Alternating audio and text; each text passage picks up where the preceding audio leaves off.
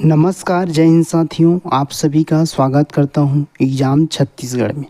साथियों, आज की इस क्लास में हम सामान्य विज्ञान से संबंधित 30 अति महत्वपूर्ण प्रश्न डिस्कस करेंगे, जिसमें भौतिक विज्ञान, रसायन विज्ञान व जीव विज्ञान के प्रश्न शामिल हैं। तो क्लास अंतिम तक जरूर देखिएगा। चलिए बिना टाइम वेस्ट करे आज की क्लास शुरू करते हैं। फर्स्ट क्वेश्चन है, कार्य का मात्रक है। कार्य का मात्रक कौन से ऑप्शन देख लेते हैं। ए वाट, बी न्यूटन, सी डाइन, डी जूल। तो इन चार ऑप्शन में से कार्य का मात्रक क्या, आप टिक लगाइएगा। टोटल हम 30 प्रश्न डिस्कस करेंगे। आप 30 प्रश्न में से कितने प्रश्नों का उत्तर जो है सही कर पाए, हमें कमेंट सेक्शन में ज़रूर बताइए। तो बताइए कार्य का मात्रक क्या है। कार्य का मात्रक जो है जूल है। याद रखना, कार्य का मात्रक जूल है।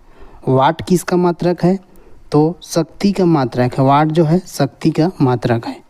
न्यूटन और डाइल जो है, न्यूटन और डाइन बल का मात्रक है। याद रखना, वाट शक्ति का मात्रक है, न्यूटन और डाइन जो है बल का मात्रक है, और जूल जो है कार्य का मात्रक है। चलिए अगला क्वेश्चन दूसरे नंबर पर है, यदि कोई वस्तु गमन करते हुए अपने प्रारंभिक बिंदु पर पहुंच जाए तो अंतिम विस्थापन होगा। क्या होगा, ऑप्शन में है चली गई दूरी के बराबर, बी 0, सी 1, डी गणना संभव नहीं। तो यदि कोई वस्तु गमन करते हुए अपने प्रारंभिक बिंदु पर पहुंच जाए तो अंतिम विस्थापन जो है 0 होता है। याद रखना, जैसे कि हम इमेज से समझते हैं, किसी वस्तु या व्यक्ति जो है प्रारंभिक बिंदु से गमन करती है, जैसे कि ए बिंदु से बी पर गया, बी के बाद कहीं अन्य बिंदु पर गया, सी में चल देते हैं, उसके बाद पुनः अपने प्रारंभिक बिंदु पर पहुंच जाता है, ए पर पहुंच जाएगा, तो उसका विस्थापन जो है 0 होता है। अगर दूरी की बात करते तो जितना दूरी कुल तय किए गए हैं उसको काउंट किए जाते हैं। विस्थापन वैसे नहीं होता। प्रारंभिक बिंदु पर जब अंतिम विस्थापन होगा तो 0 होता है। चलिए तीसरे नंबर पर है, तेज हवा वाली रात्रि में ओस नहीं बनती है क्योंकि ऑप्शन ए वाष्पीकरण की दर तेज होती है, बी हवा में नमी कम होती है, सी तापमान ऊंचा रहता है, या डी आकाश साफ नहीं होता है। अपना उत्तर टिक कीजिएगा। तो बिल्कुल राइट उत्तर होगा इसका, वाष्पीकरण की दर तेज होती है।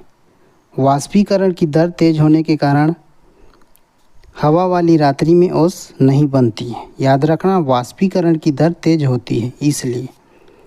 अगला क्वेश्चन चौथे नंबर पर है, ओडोमीटर एक ऐसा उपकरण है जिसका उपयोग गाड़ियों में किसको मापने के लिए किया जाता है, दिशा या दूरी या गंध या गति। ओडोमीटर उपकरण का प्रयोग जो है, तो इसका क्या होगा, सही उत्तर दूरी हो जाएगा। ओडोमीटर एक ऐसा उपकरण है जिसका उपयोग गाड़ियों में दूरी मापने के लिए किया जाता है। जैसे कि आप इमेज में देख रहे हैं, आप गाड़ी या अपने बाइक वगैरह में देखे होंगे, ये जो रहता है मीटर जो है, जो नंबर रहता है उसको बोलते हैं ओडोमीटर, और जो इधर ए वाले पोर्शन को बोलते हैं हम स्पीडोमीटर। चली गई दूरी ओडोमीटर को प्रदर्शित करती है, और स्पीड जितना है वो जो है स्पीडोमीटर से ज्ञात होता है। याद रखिएगा। पाँचवें नंबर पर है, वर्षा की बूंदें गोलाकार होती है क्योंकि। वर्षा की बूंदें गोलाकार होती है क्योंकि ए ये बहुत तेज़ी से नीचे गिरती है, बी जल की पृष्ठ तनाव के कारण, सी हवा में प्रतिरोध होता है, या डी उपर्युक्त में से कोई नहीं। तो सही उत्तर क्या होगा, बी जल की पृष्ठ तनाव के कारण। वर्षा की बूंदें जो है गोलाकार इसलिए होती हैं क्योंकि जल के पृष्ठ तनाव के कारण होता है। 6 नंबर पर है, विस्थापन के दर को क्या कहा जाता है, ए गति, बी संवेग, सी विस्थापन, डी वेग। तो विस्थापन के विस्थापन के परिवर्तन दर को वेग कहते हैं। विस्थापन के परिवर्तन दर को वेग कहा जाता है। वेग कौन सी राशि है? वेग जो है एक सदिश राशि है। वेग का ये सही मात्रक मीटर प्रति सेकंड होता है, याद रखना। राशि को पूछा जाता है वेग कौन सी राशि है, तो वेग जो है सदिश राशि है।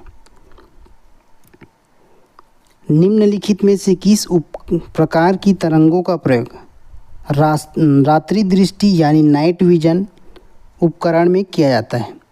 निम्नलिखित में से किस प्रकार की तरंगों का प्रयोग रात्रि दृष्टि उपकरण में किया जाता है? रेडियो तरंग, माइक्रो तरंग या अवरक्त तरंग या उपर्युक्त में से कोई नहीं। तो इसका सही उत्तर क्या होगा? अवरक्त तरंग।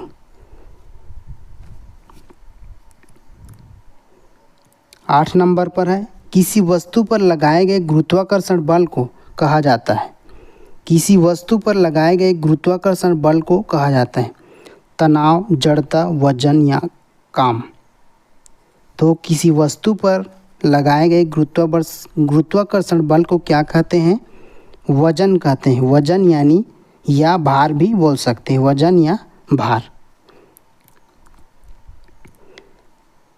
9 नंबर पर है, समतल दर्पण की वक्रता त्रिज्या होती है? A 0, B 1, C Anant, D 1 और अनंत के बीच। तो क्या होगा? समतल दर्पण की वक्रता त्रिज्या अनंत होती है। समतल दर्पण की वक्रता त्रिज्या अनंत होती है। 10 नंबर पर है, वेरी मोस्ट इम्पॉर्टेंट प्रश्न है, मिट्टी का तेल लालटेन बत्ती में निम्न में से किस गुण के कारण ऊपर चलता है? ये देख रहे हो आप लालटेन, इसमें जो है मिट्टी का तेल जो है किस प्रकार से, किस कारण से ऊपर चढ़ता है? ऑप्शन में ए गुरुत्वाकर्षण बल, केशिकित्व या विसरण या परासरण। तो मिट्टी का तेल लालटेन बत्ती में केशिकत्व के गुण के कारण ऊपर चढ़ता है। अगला क्वेश्चन रसायन विज्ञान क्वेश्चन स्टार्ट होता है। आधुनिक रसायन विज्ञान का जनक किसे कहा जाता है? आधुनिक रसायन विज्ञान रदरफोर्ड, आइंस्टीन, लेवोजियर या सीवी रमन। तो आधुनिक रसायन विज्ञान का जनक किसे कहा जाता है? लेवोजियर को कहते हैं। लेवोजियर, याद रखना। सही उत्तर सी लेवोजियर। 12 नंबर पर है, शक्कर के घोल में शक्कर एक है, क्या है? विलायक है या घुला हुआ पदार्थ या सी कोलाइड या डी सस्पेंशन।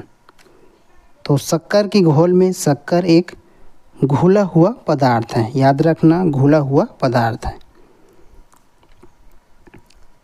13 नंबर पर है, पायस एक कोलायड होता है? द्रव में गैस का, द्रव में द्रव का या सी गैस में द्रव का या ठोस में गैस का। तो विकल्प भी हमारा सही होगा, द्रव में द्रव का। विकल्प भी हमारा सही हो जाएगा, द्रव में द्रव का। 14 नंबर पर है, कौन सा नियम यह कहता है कि रासायनिक अभिक्रिया में द्रव्यमान को न तो उत्पन्न किया जा सकता है और न ही नष्ट किया जा सकता है? कौन सा नियम कहता है? ऑप्शन ए स्थिर अनुपात का नियम, बी व्युत्क्रम अनुपात का नियम या सी ऊर्जा संरक्षण का नियम या डी द्रव्यमान संरक्षण का नियम।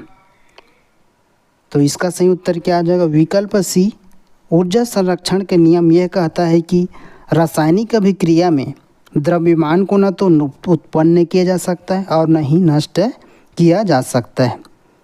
द्रव्यमान संरक्षण के नियम का प्रतिपादक कौन थे? तो फ्रांसीसी रसायनज्ञ एंटोनी लेवोनिजियर थे। द्रव्यमान संरक्षण नियम का प्रतिपादन फ्रांसीसी रसायनज्ञ एंटोनी लेवोजियर ने किया था, याद रखना। अगला है हमारा, पदार्थ का परमाणु सिद्धांत किसने प्रतिपादित किया था? पदार्थ का परमाणु सिद्धांत डाल्टन या न्यूटन या पास्कल या आइंस्टीन। तो इसका सही उत्तर क्या होगा? पदार्थ का परमाणु सिद्धांत। तो इसका सही उत्तर हो जाएगा विकल्प ए डाल्टन, याद रखना। डाल्टन ने पदार्थ का परमाणु सिद्धांत का प्रतिपादन किया था। ये हमारे टेलीग्राम चैनल है, अगर आपने ज्वाइन नहीं किए होंगे तो ज्वाइन कर लीजिएगा। इसमें class notes, PDF, study material वगैरह मिलते रहते हैं। अणु का गठन करने वाले परमाणुओं की संख्या को क्या कहते हैं? अणु के गठन करने वाले परमाणुओं की संख्या को क्या कहते हैं?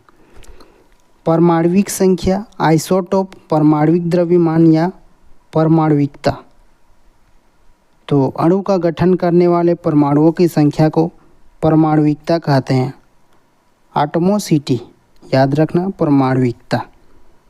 अगला क्वेश्चन 17 नंबर पर है, किसी तत्व की अन्य तत्वों के साथ संयोजन करने की क्षमता, संयोजन करने की क्षमता कहलाती है। किसी तत्व की अन्य तत्वों के साथ संयोजन करने की क्षमता क्या कहलाती है? ए तत्व की अभिक्रियाशीलता, बी तत्व की चुंबकत्व, सी तत्व की संयोजकता या डी तत्व की आकर्षण शक्ति। तो इसका सही उत्तर क्या होगा? तत्व की संयोजकता। किसी तत्व की अन्य तत्वों के साथ संयोजन करने की क्षमता तत्व की संयोजकता कहलाती है। तत्व की संयोजकता, विकल्प सी हमारा सही हो जाएगा। 18 नंबर पर है, रेडियो सक्रियता यानी रेडियो एक्टिविटी का आविष्कार किसने किया था? रेडियो एक्टिविटी का आविष्कार किसने किया था? Max Planck, James Clerk Maxwell, Henri Becquerel, Heinrich Hertz. तो रेडियो एक्टिविटी का आविष्कार किसने किया था? हेनरी बेकुलर ने किया था। विकल्प सी सही हो जाएगा। कुछ प्रमुख रेडियो एक्टिव तत्व हैं, यूरेनियम, थोरियम, पोलोनियम, प्लूटोनियम। याद रखिएगा, ये सभी जो है रेडियो एक्टिव तत्व हैं। Uranium, thorium, polonium, plutonium. अगला है, नीला थोथा का रासायनिक नाम क्या है? नीला थोथा, copper sulphate, calcium sulphate, iron sulphate या सोडियम सल्फेट। तो नीला थोथा का रासायनिक नाम क्या है? तो विकल्प ए सही होगा। कॉपर सल्फेट जो है नीला थोथा का रासायनिक नाम है। कॉपर सल्फेट का फार्मूला क्या होता है? CuSO4 होता है, याद रखना, CuSO4। 20 नंबर पर है, किसी रासायनिक प्रक्रिया के दौरान एक पदार्थ में हाइड्रोजन की वृद्धि, किसी रासायनिक प्रक्रिया के दौरान एक पदार्थ में हाइड्रोजन की वृद्धि क्या कहलाती है? ऑप्शन ए ऑक्सीकरण, बी अपघटन, सी अपचयन, डी जंग लगना। तो सही उत्तर क्या होगा? अपचयन कहलाते हैं, रिडक्शन। किसी रासायनिक प्रक्रिया के दौरान एक पदार्थ में हाइड्रोजन की वृद्धि जो है अपचयन कहलाता है। अपचयन यानी रिडक्शन कहलाता है। जीव विज्ञान का प्रश्न 21 नंबर पर है, जीव विज्ञान शब्द का प्रयोग सर्वप्रथम किसने किया? अरस्तु ने या लैमार्क तथा ट्रेविरेनस ने, पुरकिंजे ने या वान माल ने? तो जीव विज्ञान शब्द का प्रयोग सर्वप्रथम किसने किया था? लैमार्क तथा ट्रेविरेनस ने। और लैमार्क तथा ट्रेविरेनस ने, विकल्प भी सही हो जाएगा। अगला है हमारा 22 नंबर पर है, निम्नलिखित में से कौन सा नाइट्रोजन स्थिकारक जीवाणु है? नाइट्रोजन स्थिकारक जीवाणु salmonella, rhizobium, Pseudomonas, E coli. तो इन 4 ऑप्शन में से नाइट्रोजन स्थिरीकारक जीवाणु कौन सा हो जाएगा? तो वो है राइजोबियम, याद रखना, राइजोबियम। 23 नंबर पर है, मानव शरीर का कौन सा भाग अल्जाइमर रोग से प्रभावित होता है? अल्जाइमर रोग से प्रभावित होता है। हृदय, मस्तिष्क, गुर्दा या प्रतिरक्षा तंत्र यानी इम्यून सिस्टम। तो मानव शरीर का कौन सा भाग जो अल्जाइमर रोग से प्रभावित होता है? तो वो है मस्तिष्क यानी ब्रेन में होता है। अगला है, जीवन की मूलभूत इकाई यानी यूनिट क्या है? कोशिका, अंग या ऊतक या नाभिक? तो इसका सही उत्तर क्या होगा? कोशिका। आप सभी को मालूम होगा जीवन की मूलभूत इकाई जो है कोशिका है। 25 नंबर पर है, निम्नलिखित में से कौन सा अंग मनुष्य के उत्सर्जन तंत्र एस्टेटरी सिस्टम का भाग नहीं है? मनुष्य के उत्सर्जन तंत्र का भाग कौन सा नहीं है? मूत्रमार्ग, मूत्रवाहिनी, गर्भाशय या गुर्दे। तो गर्भाशय जो है मनुष्य के उत्सर्जन तंत्र का भाग नहीं है, गर्भाशय। सही उत्तर विकल्प सी। 26 नंबर पर संवहनी यानी वस्कुलर पौधों में पानी ऊपर किसके द्वारा पहुंचता है? फ्लोएम ऊतक द्वारा, पेरेनकाइमा ऊतक द्वारा, मेरिस्टेम द्वारा या जाइलम ऊतक द्वारा। तो विकल्प डी हमारा सही है, जाइलम ऊतक द्वारा पौधों में पानी ऊपर पहुंचता है। 27 नंबर पर है कुछ जड़ें जो मूल रेडिकल के अतिरिक्त किसी अन्य अंग से उत्पन्न होती है कहलाती है। कुछ जड़ें जो मूल के अतिरिक्त किसी अन्य अंग से उत्पन्न होती है कहलाती है मुख्य जड़ें या आकस्मिक जड़ें या रेशेदार जड़ें या लट्ठा जड़ें। तो विकल्प बी हमारा सही हो, आकस्मिक जड़ें। कुछ जड़ें जो है मूल के अतिरिक्त किसी अन्य अंग से उत्पन्न होती है उसे आकस्मिक जड़ें कहते हैं, आकस्मिक जड़ें।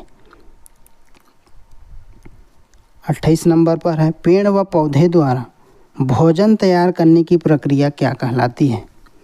पेड़ व पौधे द्वारा भोजन तैयार करने की प्रक्रिया।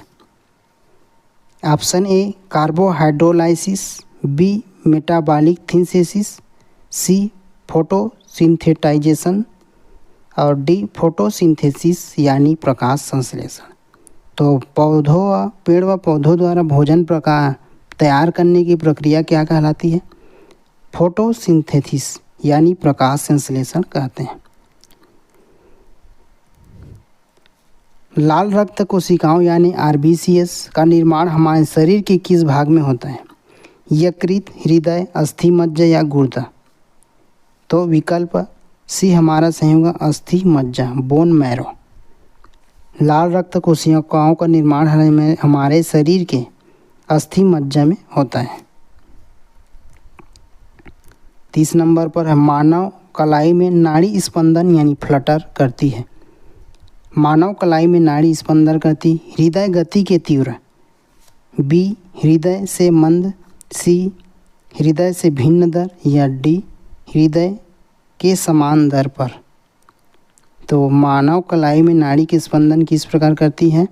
हृदय के समान दर पर, हृदय के समान दर पर। विकल्प डी हमारा सही होगा। फिर मिलते हैं अगले क्लास में, तब तक के लिए जय हिंद।